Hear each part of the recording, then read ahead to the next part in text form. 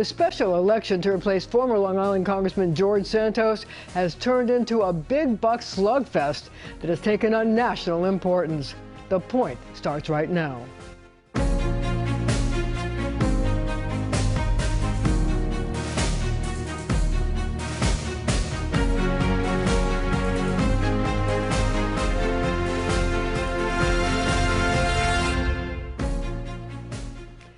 You might say that this race is a race within a race because picking a replacement for George Santos is only part of what's at stake next Tuesday. Control of Congress is on the line.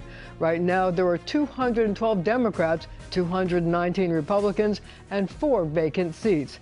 And with a razor-thin margin, Republicans are spending big in New York to pick up another seat.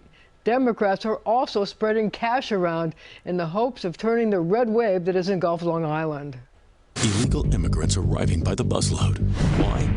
Because Tom Swazi repeatedly weakened America's borders. Republican Mazy Pilip, an Ethiopian immigrant who served in the Israeli army, hopes her ad attack will land like a Scud missile on Democrat opponent Tom Swazi. And since Swazi doesn't have an Iron Dome defense system like the Israeli army, he's been forced to play defense on what is a central issue in the special election to replace George Santos in Congress. Tom Swazi will work with both parties to close illegal immigration routes, but open paths to citizenship for those who follow the rules. And anything else you might hear is garbage. It's the punch and counter punch that's brought a stunning amount of campaign cash into the 3rd Congressional District that spans parts of Queens and the Gold Coast of Long Island.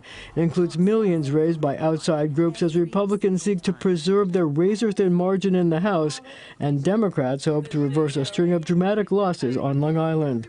Democrats have spent over $10 million so far, Republicans nearly $6.6 million. I think it's actually more money than is even approximately plausible or needed in this kind of election. Grant Lowley knows a lot about money in politics. It was his paper that first exposed the lies and financial shenanigans that led Congress to expel George Santos. The millions of dollars being spent is an indication of how important not just Long Islanders and Queens residents feel about this, but Democrats and Republicans all over the country. The issues raised by Swazi and Pilip are also being carefully calculated and scrutinized.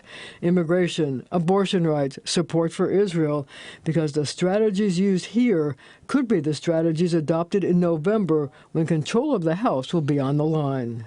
Operatives all over the country are looking to see what strategies, what tactics, particularly what messages are working and what isn't working. But it's really about positioning and understanding what they need to do come November, when there'll be 30 or 40 seats up for grabs that will definitely determine who controls Congress.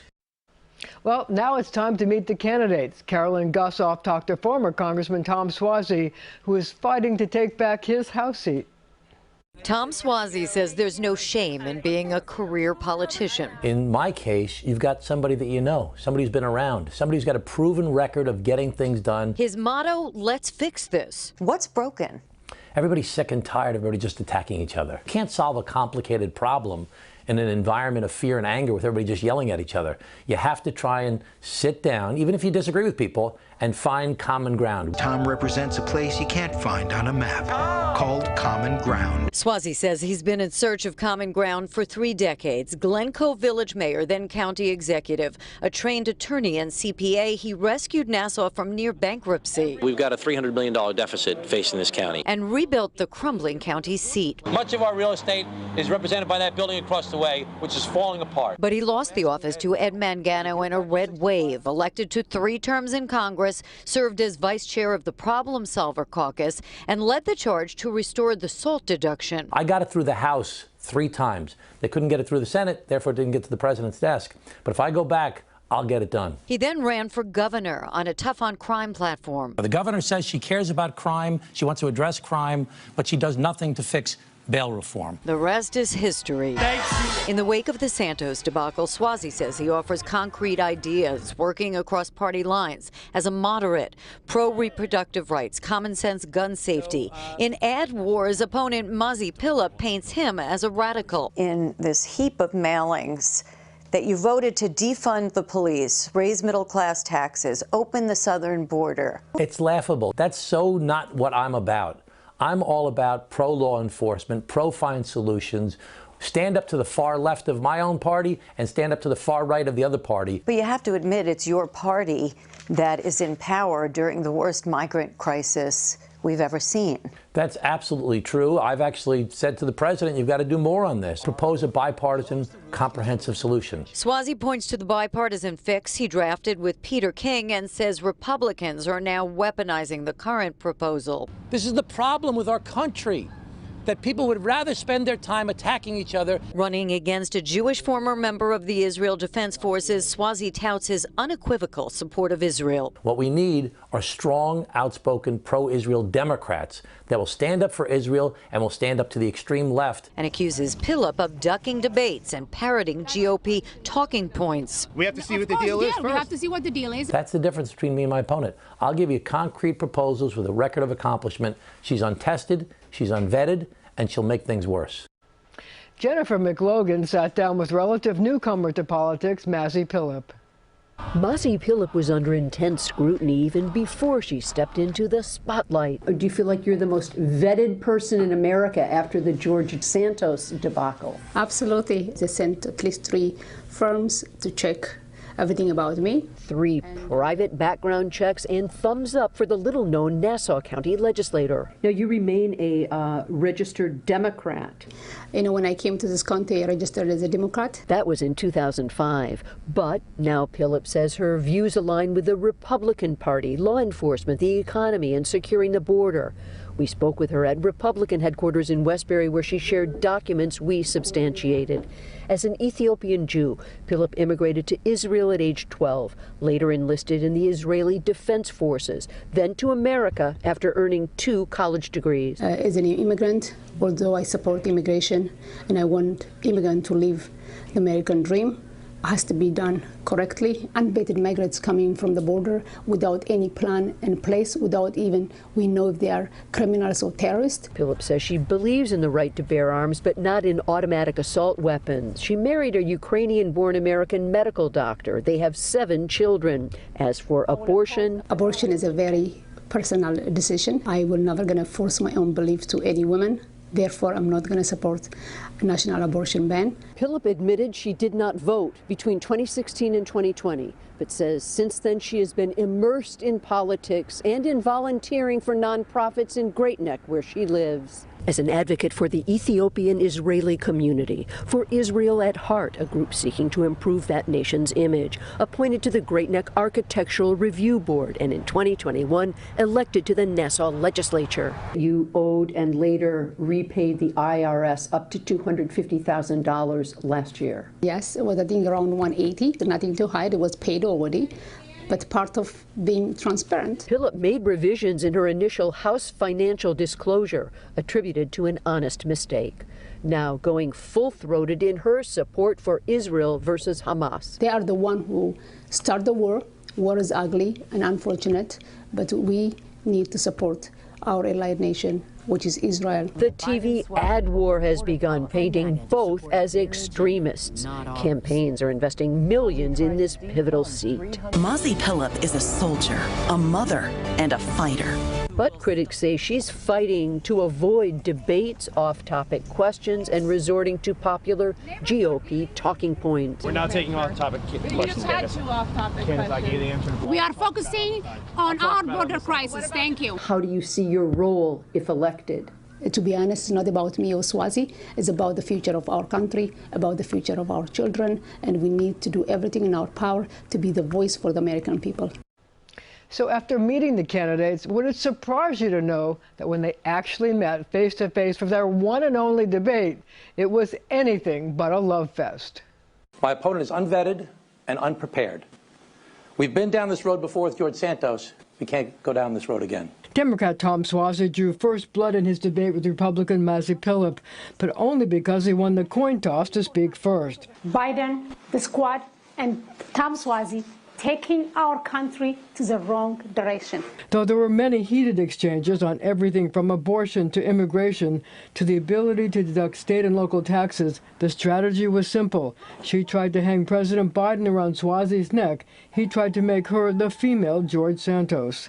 Tom Swazi voted with Biden 100% of the time. So you to suggest that I'm a member of the squad is about as believable as you being a member of George Santos's volleyball team.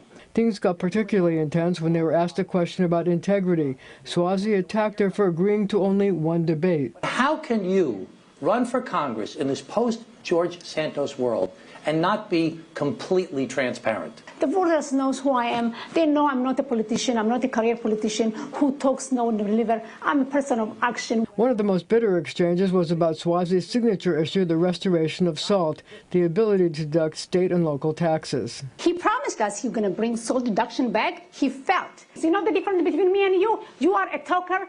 I am the person who will deliver. Swazi hit her on abortion, claiming she doesn't support Roe v. Wade, even though she says she wouldn't support a national ban on abortion. Are you pro-choice? I made it again. It's a personal decision. Just say you're pro-choice. I'm Mazy Pilip. I am pro-life. This is me. Okay. Do I have a reason for that? Do I have the right to be me, Mazy Pilip, for life? She's being like Rick Lazio No, I wanted to know that. No. So how did we get here? Well, there are probably few on the planet who haven't heard of George Santos, the man whose lies and fiscal shenanigans got him expelled from Congress. I sat down with him in December, shortly after Congress gave him the heave-ho.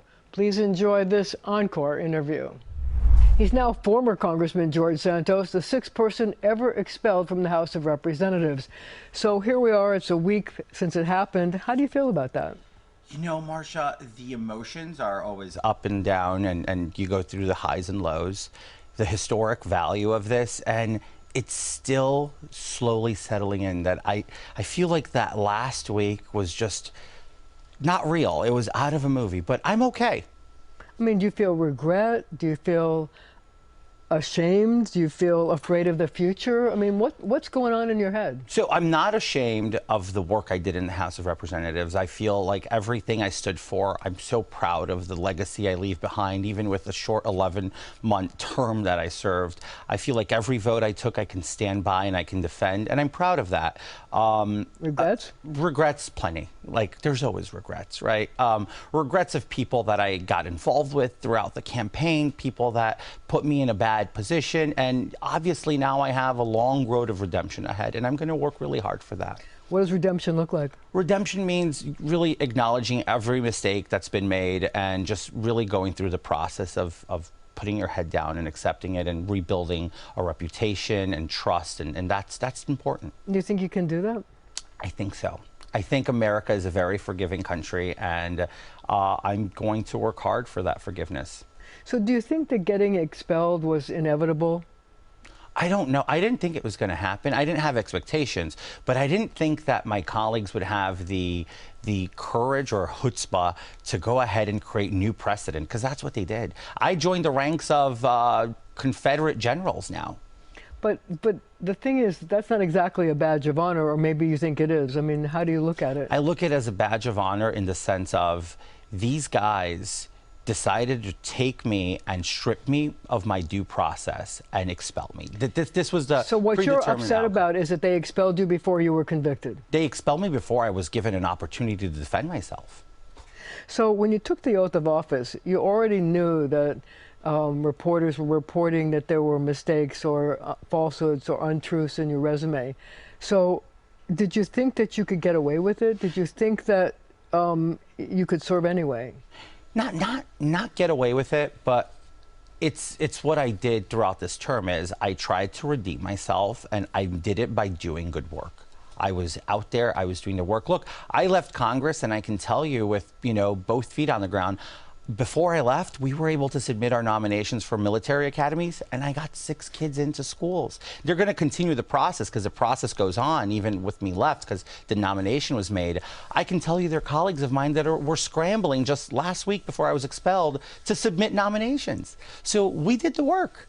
So that's where I thought that I could, really counter everything that I had shortcomings with just putting really good work forward. But you also had trouble getting people to support your bills. I mean, one of the things that you wanted to do was SALT, and you weren't able to get that done, but neither were any of the No one else was, and no one else is going to get SALT done, because SALT is a political hot potato that nobody has the backbone or fortitude to actually put forward, unfortunately.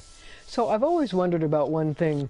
Did you write the resume yourself? No. No? No. You never wrote it yourself? I didn't write the resume. I didn't write the bio. Those were all put together by a former campaign staffer. Really? Yes. Because the thing that struck me when I read all the things was that it was very carefully calculated to appeal to almost every kind of voter in the district. Was that the goal? I guess it was. I mean, I don't know. I can say that I didn't write the bio. I didn't write the resume. So when you read the bio and you read the resume, I wasn't comfortable with it.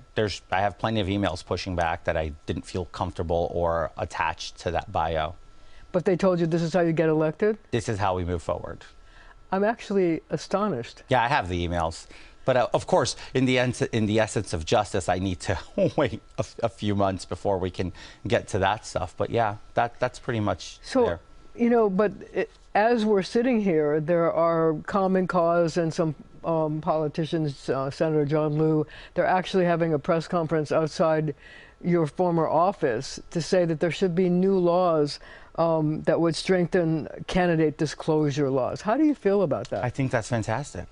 I think that's fantastic, and it would hold Senator John Liu to a higher standard, especially after his embroilment with corruption here in New York City when he was comptroller. So I think if he would adhere to that standard, he wouldn't be a sitting senator today. Yeah, but is this something that will go down on your resume, that he was the reason why New York strengthened their disclosure laws for candidates? Would love it. I think that would be a badge of honor. Would that have prevented you from doing what you did? Well, and I'll tell you this, it would be a badge of honor because we need to seed out corruption in public office. Just look around us. There's a lot of corruption going around us here in New York. Long Island is a corruption cesspool. I know that there's a mirage that everything goes well and works well, but behind closed doors, it is just so corrupt, it's disturbing. But some people would say this is like the pot calling the kettle black because, you know, you were accused of lying on a whole bunch of things. I saw how the sausage is made, and I have receipts, and I'm willing to show the American people. You don't need to believe me. Believe the proof and the evidence. And when are you going to give us that proof? Oh, I'll be putting it all out soon. So I'll give a lot to you, I promise. On December 4th, you posted on X, which is the former Twitter, quote, "The truth will set me free." And it will. What did you mean by that? Just from now on, as painful as it is, doesn't matter who it's going to hurt. I think the truth is the only acceptable path forward. Don't omit, don't lie, don't embellish. It's the plain truth, and that's an oath I take to myself moving forward, just to make sure that I'm moving in a direction where we will be as transparent, and I'm sorry if it hurts sometimes. So do you think that people will believe you? Giving everything else that's happened, will people believe you? I'll build trust. That's the goal, is to rebuild trust with the American public and with all the people who voted for me. So you keep talking about corruption. So after you left office, you vowed to file ethics complaints against a number of Congress people from the New York metropolitan area. Mike Lawler, Nicole Maliotakis, Nick LaLota, and of course Rob Menendez from New Jersey. Why, and have you? Well, I mean, Nicole Malio Stock Tips, as I call her now, I mean, she's insider trading, and it's almost evident if you look at her disclosures. I mean, it's not hard to see. How do we prove that? Oh, it's very easy. She receives classified briefings as a member of the Ways and Means Committee. It takes a very competent FBI officer to go look at her trading and how it works, and just look at her communication. This is all digitized these days. It's not hard to see a person saying, hey, do this trade, just got a good tip. She's pushed back on that, though. Yeah, well, they all push back. But can somebody explain to me, how is it that she miraculously becomes a member of the committee, and then she's doing trades on NYCB with the Signature Bank collapse just the day before, having an 80% stock hike? That's not a lucky trade, Marcia. That's a very well-informed trade. So Mike Lawler tells me the charges you made against him are completely false. No, they're not false either. If you go on the FEC and you look at Checkmate Strategies, which is one of the consulting firms who received the bulk of his campaign funds last cycle, he is a stakeholder, a third stakeholder in the company, which means campaign donors donate to his campaign, he hires his own firm, pays his own firm to do the services, and the money cycles back into his pocket. So did you ever file ethics complaints against any of these people, or are you planning on doing it? There they're just a form that you can submit in the Office of Congressional Ethics.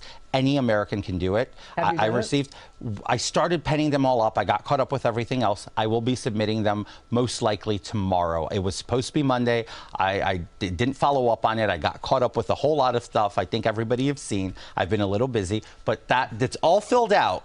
It just needs to be submitted. Are you doing this to get revenge, or because you were astonished by what you saw in Congress? Hypocrisy needs to be called out. So if I was expelled for accusations, I think members should actually be investigated. If we were to hold every member to the same standard they held me, we'd have no Congress left. You'd have a very small Congress. Okay, well, it's time for a break, but we'll be right back with a lot more from George Santos.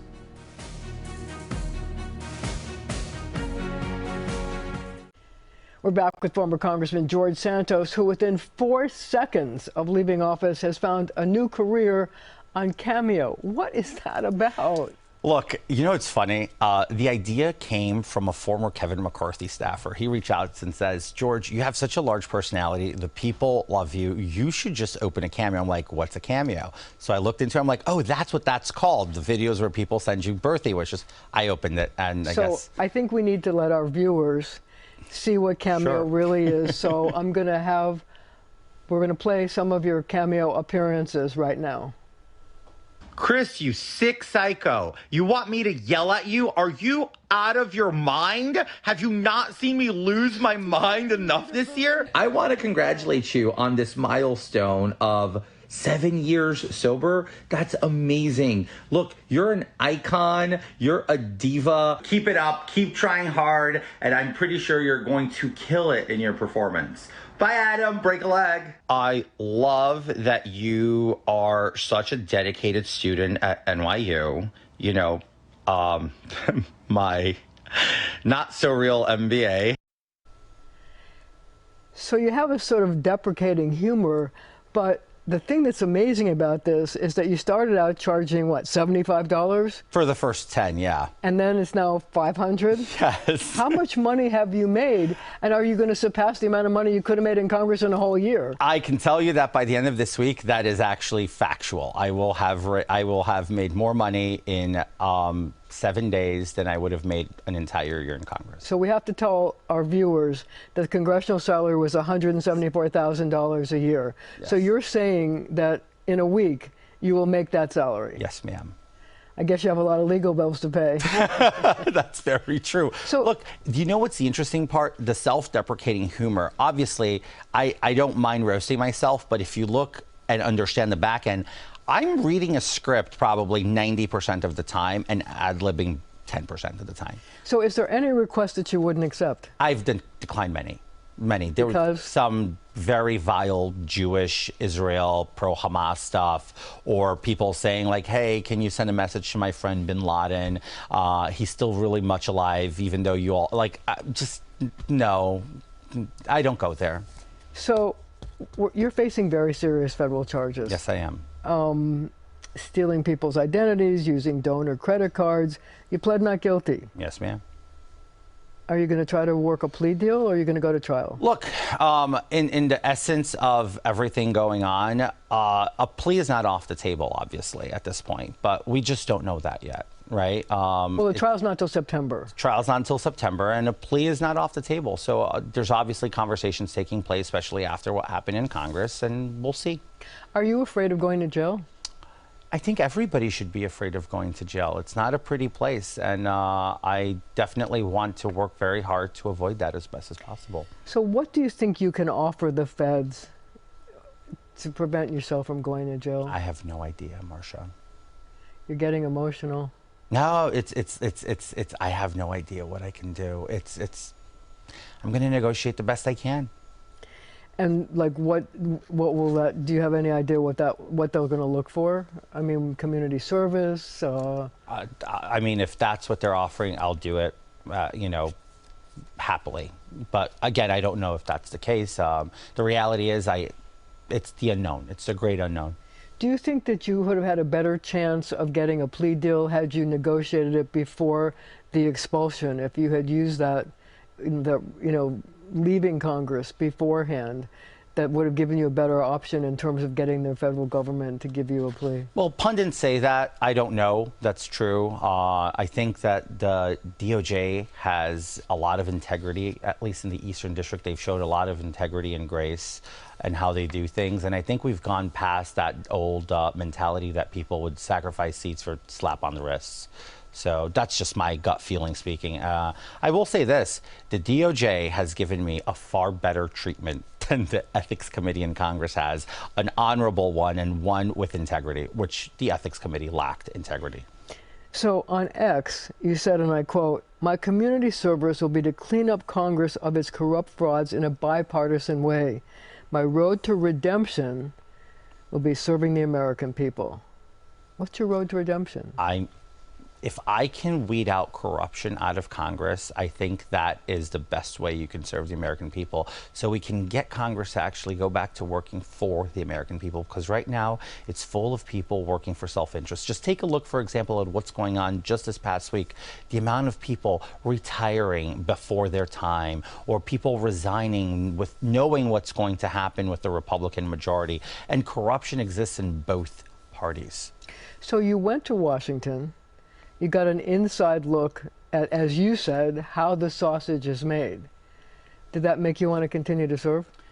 It makes me want to go back one day to change it, to expose it further. I think exposing the rot is the only way that you change. And I think more people need to run for office with that same mentality, to go buck the corruption of the handshakes and how appropriations are done and how people get money for their districts. It's all based on corruption. It's a corrupt environment and system. So if I were to ever run again and go back to Washington, D.C., it would only be to continue weeding out all of that malfeasance that hurts the taxpayer at the end of the day. Do you think that's actually a real goal for yourself after all that's happened? It can always be. I can't say yes or no, but I can tell you that I can always try. So what would you say to the people in whatever district you run? You know, vote for me because I've learned my lesson? No.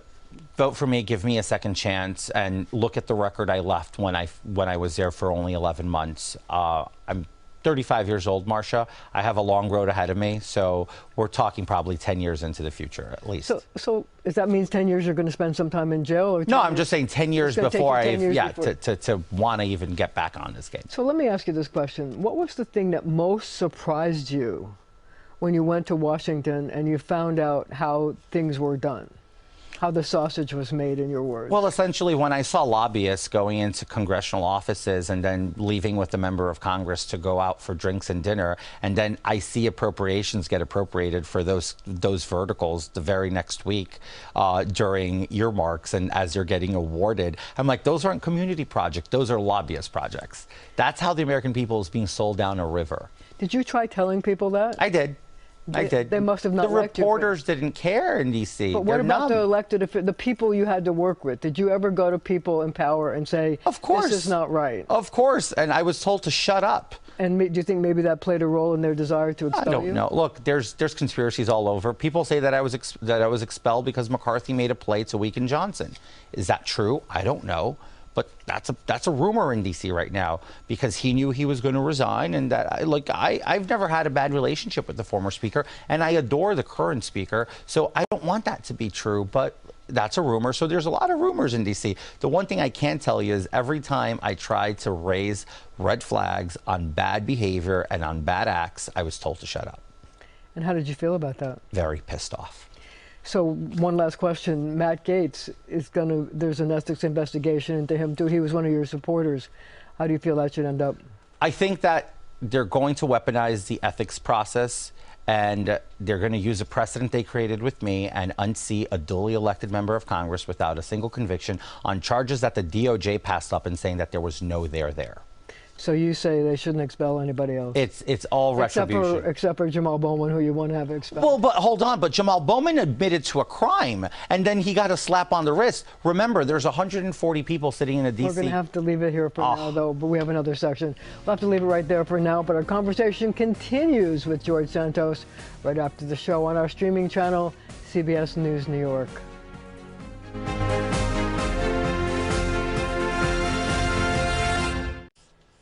Thank you for joining me. Although George Santos is no longer representing the people who live in parts of Queens and the Gold Coast of Long Island, I spoke to voters there about the effect his saga has had on the district. They're weighing in on your point. What effect did Santos have on the district, the whole Santos saga? Oh, it made us look bad over here. I'm not trusting anyone, to be honest, to represent me. We got very angry that there was no representation. I think it's made people very leery on voting. Probably a decrease in respect for that process. Just to have a total joke of a person, somebody not honest, somebody that did nothing for anyone but himself. It was definitely a circus. With the way he corrupted people, saying he was his parents were Holocaust survivors. No, I have friends that parents were Holocaust survivors. You don't act like that. Maybe people say, well, listen, what is the point of me voting if you're going to have someone like that? He should have been kicked out the first time. The same with that scumbag in Jersey. What's his name? Menendez. He's a slimeball too. If they're a slimeball, you're a slimeball. Trump's a slimeball, Menendez is a slimeball, and Santos is a slimeball. I don't know anybody who didn't cheer when he got expelled. What qualities are you looking for in a congressman to replace George Santos? Honesty. Somebody who can keep their word. Somebody honest. Honesty. Honest wouldn't be a bad quality, although that may not be permitted. Honesty, above all. You just need someone who's going to be honest. Just honesty, please. Just want an honest person with integrity. Is that hard to find in Long Island?